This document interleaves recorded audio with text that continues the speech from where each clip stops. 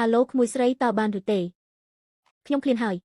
ចង់ញ៉ាំនំប៉ាបំពងស្នូលសាច់ក្តាមហាងចាស់នៅភាគខាងត្បូងក្រុងមិនដាក់ស្លឹកខ្ទឹមទេដាក់ទឹកខ្មេះខ្មៅឲ្យច្រើនបន្តិចក្រៅពីនេះសូមកាហ្វេអាមេរិកាណូទឹកកកមួយកែវមិនយកទឹកកកថែមស្ករឲ្យពេលកន្លះម៉ោងយកមកឲ្យដល់ក្បាលក្រែ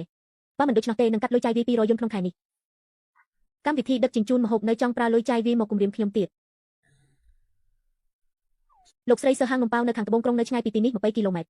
ឥឡូវនេះជាម៉ោងមីញឹកពេលព្រឹកមិនស្ដាប់ទេយកសັບឃើញអណ្ដើកខ្ញុំចង់ញ៉ាំនំប៉ាបំពងខ្ញុំចង់ញ៉ាំនំប៉ាបំពងបើអ្នកមិនទៅទេខ្ញុំនឹងសូត្រធម៌មេត្តាករុណាក្នុងចិត្តឲ្យអ្នកស្ដាប់ពេញមួយថ្ងៃលាជាមួយបទទិញលក់ក្តីស្រឡាញ់គឺត្រៀមច្រៀងក្តីស្រឡាញ់មិនមែននឹកឃើញចង់ទិញក៏អាចទិញបានឈប់បិទមាត់ទៅខ្ញុំទៅទិញឲ្យពិតជាលុយណាស់មិនបាច់ហាត់មាត់ក៏អាចបញ្ជាមហាសេដ្ឋីរាប់រយពាន់លានបានអារម្មណ៍ដែលមិនបាច់ហត់និយាយដោយខ្លួនឯងក៏អាចគ្រប់គ្រងប្តីបានយ៉ាងណែនដៃបែបនេះអារម្មណ៍នេះគឺលុយជាងរកលុយបាន500លានដល់ទៅ100ដងទៅទៀតសួស្ដីឲ្យយឺថាហេនយីបានផ្ទេរភាគហ៊ុនរបស់គេឆៃឲ្យឯងអស់ហើយមែនទេតើឯងបានប្រើល្បិចមុនស្នេហ៍អ្វីខ្លះដើម្បីបោកបញ្ឆោតគេមូលដ្ឋានគឺរាប់រយឆ្នាំនៃគ្រួសារគេរបស់យើងតើអាចធ្លាក់ទៅក្នុងដៃមនុស្សស្រីដូចជាឯងដែលគ្មានប្រវត្តិរូបអ្វីសោះបានយ៉ាងម៉េចលោកមីងកុំខឹងអីបងថ្លៃស្រីប្រកាសជាមានចំណុចខ្លាំងអ្វីមួយហើ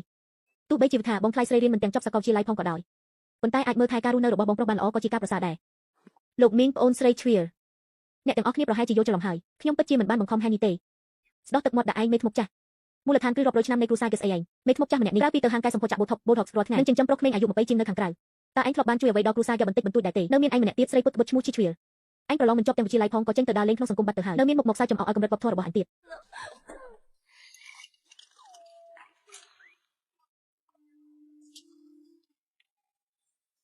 តប្រពន្ធសម្លាញ់នំប៉ាវបំពងពីភាគខាងត្បូងក្រុងមកដល់ហើយគ្រប់ហាងមិនដាក់ស្លឹកខ្ទឹមនិងបានថែមទឹកខ្មេះខ្មៅឲ្យហើយប្រញាប់ញ៉ាំទៅកុំឲ្យឃ្លានខ្លាំងពេកហើយនេះឈួតហើយមែនទេគេសុកចិត្តទៅចូលតម្រង់ជួលទិញអាហារពេលព្រឹកឲ្យស្រីម្នាក់នេះផងគេហែននេះដែលឈាមត្រជាក់នឹងគ្មានបេះដូងម្នាក់នោះហើយអ្វីក៏ប្រែជាទន់ភ្លន់យ៉ាងនេះព្រះឲ្យតើឯងពិតជាត្រូវអំពើគេមែនទេឯងសុកចិត្តបោះបង់ក្រុមហ៊ុនចោលដើម្បីមនុស្សស្រីម្នាក់នេះផងថ្ងៃនេះខ្ញុំនាំជ្រៀលមកគឺដើម្បីឲ្យនាងនៅទីនេះមើលថែឯងក្នុងវិឡានេះជ្រៀលរៀនចប់ពីសាកលវិទ្យាល័យល្បីឈ្មោះថែមទាំងដឹងចិត្តដឹងខ្លាំងគ្នាទៀតល្អជាងមនុស្សស្រីដែលមានក្លិនក្រៃក្រពេញខ្លួនម្នាក់នេះ10000ដងបងប្រុសជ្រៀលស្ម័គ្រចិត្តនៅទីនេះធ្វើជាលេខាផ្ទាល់ខ្លួនឲ្យបងដោយមិនយកប្រាក់ខែទេគេហែនយីបើឯងហ៊ានមើលស្រីល្អម្នាក់នេះតែមួយដងយប់នេះឯងចេញទៅក្រៅទៅដេកជាមួយអាលឿងនៅមាត់ទ្វារទៅលេខាផ្ទាល់ខ្លួនមិនយកប្រាក់ខែនាងប្រកាសជាមិនយកប្រាក់ខែហើយព្រោះអ្វីដែលនាងចង់បានគឺទ្រព្យសម្បត្តិរបស់ឯងតើលោកមីងស្ដាប់ឲ្យច្បាស់ណាក្មួយស្រីម្នាក់នេះរបស់លោកមីងកាលពីខែមុនទើបតែជំពាក់លុយអនឡាញ3លានយួនត្រូវម្ចាស់បំណុលដេញតាមទានាងមិនត្រឹមតែជាអ្នកមានខ្លាំងខ្លាយទេនាងថែមទាំងដើម្បីសងបំណុលបានទៅមានទំនាក់ទំនងជាមួយកាយសម្ពីឈ្មោះ Kevin ដែលគេមានលិនចិញ្ចឹមមានស្មារតីជាមួយគ្នាត្រូវហើយមីងនិងក្មួយស្រីប្រើប្រុសក្មេងរួមគ្នាអ្នកទាំងពីរនេះសហការគ្នាដើម្បីមកបោកលុយគ្រួសារគេយកទៅប៉ះពើបំណុលខ្លួនឯងប្រើប្រុសក្មេងរួមគ្នាហើយនេះតើខ្ញុំអាចធ្វើរឿងបែបនេះកើតយ៉ាងម៉េចមើលចុះសំបីតែផឹកទឹកក៏ជ្រក់ដែរគឺដោយសារតែសរសៃដែលជាស្រីនាំសំណាងអាក្រក់ម្នាក់នេះហើយជ្រៀលប្រញាប់ទៅអង្អែលក្នុងឲ្យបងប្រុសឯងទៅ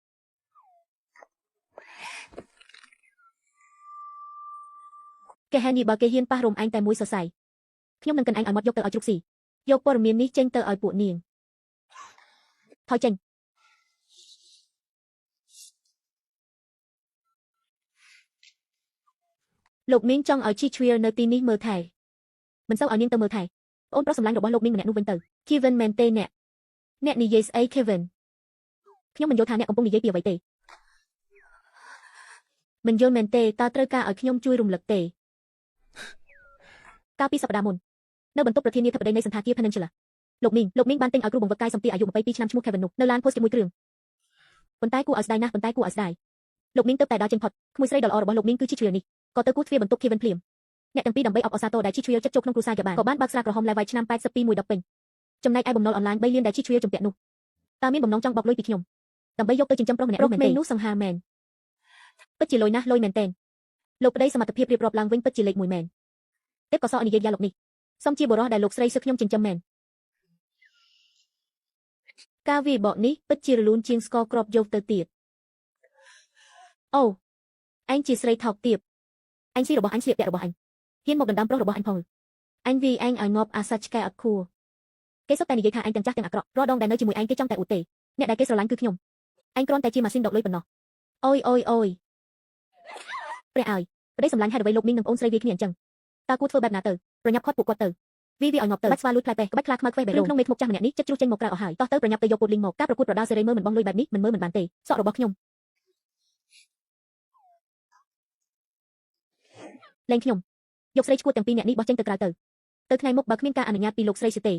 មិនអនុញ្ញាតឲ្យអ្នកណាម្នាក់ក្នុងគ្រួសារចាស់ឈានជើងចូលវិឡានេះសំបីតែមួយជំហានពួកឯងហ៊ានប៉ះអញផងលែងឯងលោកស្រីសើតាការសម្ដែងរបស់ខ្ញុំមិញនេះពេញចិត្តទេមិនត្រឹមតែមិនបានមើលស្រីផ្សេងសំបីតែមួយដងថែមទាំងបោះពួកនាងចេញទៅក្រៅអស់ទៀតអ្នកមើលខ្ញុំចុះយប់នេះប្រហែលជាមិនបាច់ទៅដេកជាមួយអាលឿងនៅមាត់ទ្វារទេមែនទេសម្ដែងបានមង្គួរដែរឲ្យចប់ត្រឹមពិន្ទុប្រកាសសញ្ញាបើចុះជួយផងហេតុអ្វីបានជាគេសំបីតែសុំគុណសម្បត្តិក៏មើលទៅសង្ហាស៊ីបាយកុំម្នាក់នេះកាន់តែមានស្មារតីជាសត្វចាប់មាសដែលត្រូវគេចិញ្ចឹមហើយភាពអត់ធ្មត់របស់អញចិត្តប្រើអស់ហើយបើជាប់ហើយអញ្ចឹងយប់នេះលោកស្រីសឿគួរតែផ្ដល់ប្រាក់រង្វាន់ខ្លះឲ្យខ្ញុំមែនទេនោះគឺជាលោកប្រធានកតើក្នុងដៃស្ដេចយមរាជកាន់អ្វីនឹងកៅរក្សាកម្ដៅពណ៌ផ្កាឈូកលោកស្រីសុខប្រយ័ត្នកម្មចន្ទើថ្ងៃនេះខ្យល់ខ្លាំងណាស់តើចង់គ្រប់ស្បែកស្មាទេមិនបាច់ទេទៅបើកចន្ទើយន្តទៅចាស់លោកស្រីស៊ូលុយណាស់ពិតជាលុយមែនបានឃើញទឹកមុខបុគ្គលិកទាំងនោះដែលដូចឃើញខ្មោចទេឥឡូវនេះអញគឺជាប្រធានស្រីដ៏មានអំណាចពិតប្រាកដហើយកាហេនីគឺជាប្រុសដែលសង្ហាបំផុតនៅក្បែរអញគាត់មានពេលចេញមកនេះពិតជាលុយជាងស្ដេចល្បែងដល់ទៅ100ដងឲ្យតែប្រពន្ធសប្បាយចិត្តកុំថាឡើយកាន់កៅពណ៌ផ្កាឈូកទោះបីជាឲ្យស្លៀកឈុតអ្នកបម្រើស្រីក្នុងបន្ទប់គេងក៏អាចពិចារណាបានដែរមនុស្សស្រីពិតជាឈួតឡប់មែនមូលដ្ឋានគឺរាប់រយឆ្នាំនៃកេសីតើអាចប្រកល់ឲ្យក្មេងស្រីដែលមិនដឹងអីសោះម្នាក់បានយ៉ាងម៉េចហេនេះគ្រាន់តែត្រូវបានសម្រស់បិទបាំងភ្នែកប៉ុណ្ណោះត្រូវហើយមនុស្សស្រីដែលពឹងផ្អែកលើការរៀបការចូលគ្រួសារអ្នកមានដើម្បីឡើងបុណ្យស័ក្តិតើដឹងស្អីពីរឿងប្រតិបត្តិការអាជីវកម្មថ្ងៃនេះពួកយើងចាស់ទុំប៉ុន្មានអ្នកត្រូវតែផ្ដល់មេរៀនឲ្យនាងដឹងដែរបង្ខំឲ្យនាងប្រកល់អំណាចគ្រប់គ្រងក្រុមហ៊ុនពិតប្រាកដមកវិញបើមិនដូច្នោះទេពួកយើងនឹងលក់ភាគហ៊ុនរបស់កេសីទាំងអស់គ្នា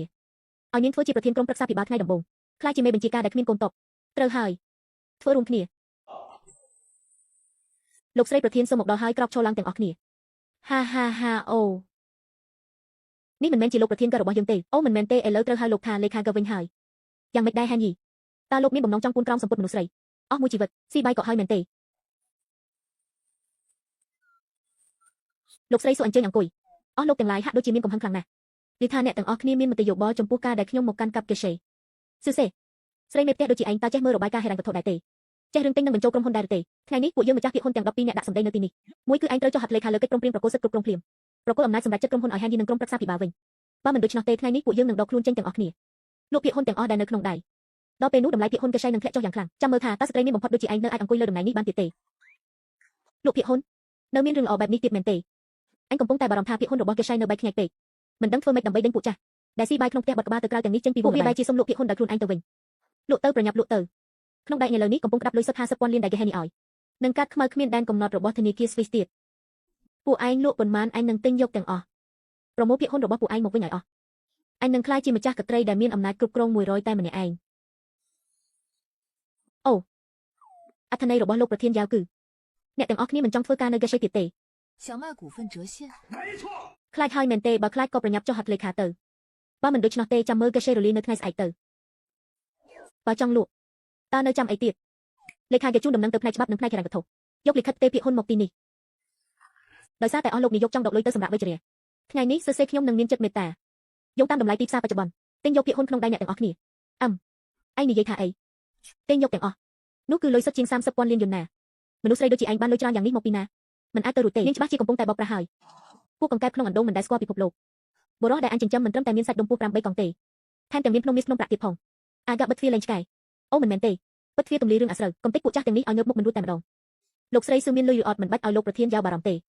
ប៉ុន្តែដោយសារអ្នកទាំងអស់គ្នាចង់លក់ភាគហ៊ុនអញ្ចឹងពួកយើងត្រូវតែគិតបញ្ជីឲ្យបានច្បាស់លាស់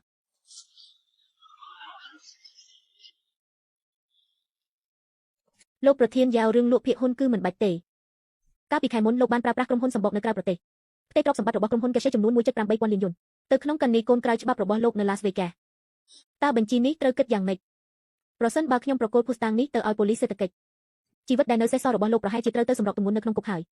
យមែនទេឯងនិយាយផ្ដេសផ្ដាស់នៅមានលោកប្រធានឡើយទៀតមែនទេលោកបានចិញ្ចឹមនិស្សិតស្រី4នាក់នៅខាងក្រៅទាំងប្រើប្រាស់លុយគម្រោងរបស់លោកប្រធានសន្លលោកបានទទួលសំណុកសុបប៉ាន់ពីក្រុមហ៊ុនគូប្រជែង孙董你收受对家公司的商业贿赂បញ្ចេញតម្លៃទាបបំផុតនៃគម្រោងអចលនទ្រព្យថ្មីរបស់យើងបណ្ដាលឲ្យក្រុមហ៊ុនកេសីខាតបង់ 3,000 លានហើយនឹងលោកឆៃដែលកំពុងតែរួនខ្លួននៅជ្រុងខាងនោះមនុស្សវិកលចរិតម្នាក់នេះហ៊ានប្រើអំណាចរំលោភបំពានផ្លូវភេទលើបុគ្គលិកកម្មសិក្សាប្រុសដែលទើបតែបញ្ចប់ការសិក្សាលោកប្រធានឡើយនេះជាវិញ្ញាបនបត្រផ្ទៃកម្មសិទ្ធិអចលនទ្រព្យរបស់ស្រីកំណាញ់ទាំង4នាក់របស់អ្នកនេះជាសម្លេងថតនៃការសូកប៉ាន់របស់អ្នកលោកប្រធានខែននេះជារូបភាពចេញពីកាមេរ៉ាសុវត្ថិភាពនៅក្នុងបន្ទប់សន្តាគាររបស់អ្នក ពួកគេគឺជាបិសាចហើយអ្វីបានជាដឹងសពគ្រប់បែបនេះ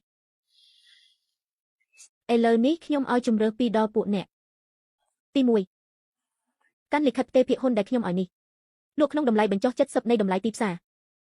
លក់ភាគហ៊ុនរបស់ពួកអ្នកឲ្យមកខ្ញុំហើយចាក់ចេញពីក្រុមហ៊ុនកេសីទៅទី2បដិសេធមិនចុះហត្ថលេខា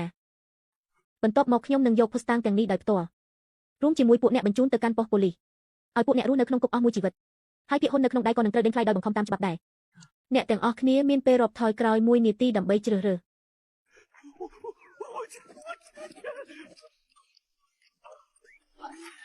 តាមឡើយខ្ញុំស្មានថាអ្នកឈួតហើយតែឥឡូវមើលទៅគឺពួកយើងទេដែលភ្នែកខ្វាក់អ្នកប្រគល់ក្រុមហ៊ុនឲ្យគេគឺដោយសារតែគេសាហាវនឹងដាច់ខាតជាងអ្នកទៅទៀតលោកប្រធានយ៉ាវសរសើរលើហើយប្រធានសិស្សរបស់ខ្ញុំមិនត្រឹមតែសាហាវទេថែមទាំងពូកែលុយទៀតផង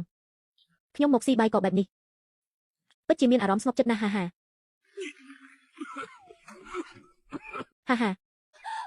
ាខ្ញុំធ្វើបានហើយខ្ញុំបានកំចាត់ពួកកញ្ជ្រោងចាស់អស់ទាំងនេះហើយទិញបានភាគហ៊ុន30របស់ក្រុមហ៊ុនកេសីក្នុងតម្លៃបញ្ចុះ70ឥឡូវនេះខ្ញុំគឺជាម្ចាស់កត្រីដែលមានទ្រព្យរាប់រយពាន់លានពិតប្រាកដហើយភាពខ្លាំងដែលគ្មានគូប្រៀបវាពិតជាឯកោណាស់ប្រធានសិទ្ធិថ្ងៃនេះពិតជាអស្ចារ្យណាស់មើលទៅមានអំណាចខ្លាំងណាស់ក្នុងនាមជាលេខាដ៏ស្មោះត្រង់បំផុតរបស់អ្នកតើខ្ញុំមានគុណសម្បត្តិធំធេងដែរទេធ្វើបានល្អណាស់ចង់បានរង្វាន់អ្វីថ្ងៃនេះមហាសេដ្ឋីរូបនេះមានអារម្មណ៍ល្អឲ្យតែអ្វីដែលលុយអាចដោះស្រាយបានគឺសុំមកចុះខ្ញុំមិនយកលុយទេប្រធានសឹកគ្រាន់តែប្រគល់ខ្លួនអ្នកឲ្យខ្ញុំមកគឺគ្រប់គ្រាន់ហើយប្រធានសឹកបិទភ្នែកទៅហើយផ្ដោតអារម្មណ៍